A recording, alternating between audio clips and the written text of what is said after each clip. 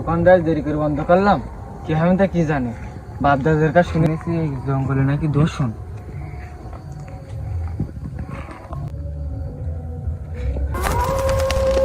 কে কে কে কে কে লাই লাই লাঙ্গ সোনা বিন্দু না জলেনি, লাই লাই লাঙ্গ সোনা বিন্দু না জলেনি, লাই লাই লাঙ্গ সোনা বিন্দু না জলেনি, লাই লাই লাঙ্গ সোনা বিন্দু না জলেনি। রাহুল আলা কত লেগে রাহুল আলা কত লেগে রাহুল আলা কত লেগে রাহুল আলা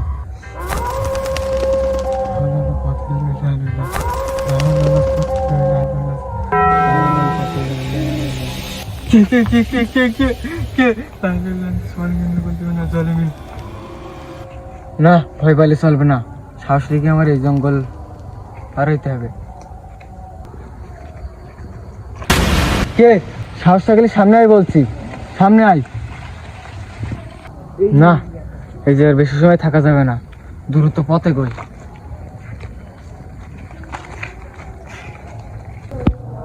বাবা ঘেঘু নাপিত, আমার চুলটা কেটে দেওয়া যেত।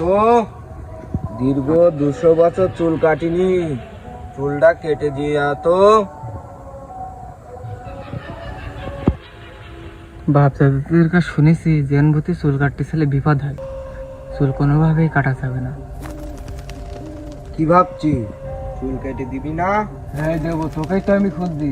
তোর বাপ দাদাকেও আমি চুল কাটেছি, তোর কাটলে আমার কাজ শেষ। কি, আমার বাপ দাদা তোর কাছ থেকে চুল কাটতো? হ্যাঁ তা বই কি। হ্যাঁ, তাহলে তো আরো ভালো হলো। হ্যাঁ তুই নাম, তোর বাপ দাদার মতো তোকেও চুল কেটে আমার ঝোলার ভিতরে বন্দি করে রাখবো। তুই মানুষ হয়ে আমার বাপ দাদার আটকায় রাখিছিস? ইয়া! হ্যাঁ তোর বিশ্বাস হলে আয়, এসে দেখে যা। ওই দেখা তো আমার বাপ দাদাদের। এই দেখ, তোর আব্বাকে দেখ।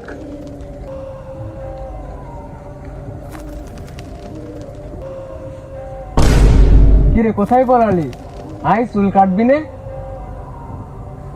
না না না, আমি চুল কাটবো না, না না না, আমি চুল কাটবো না।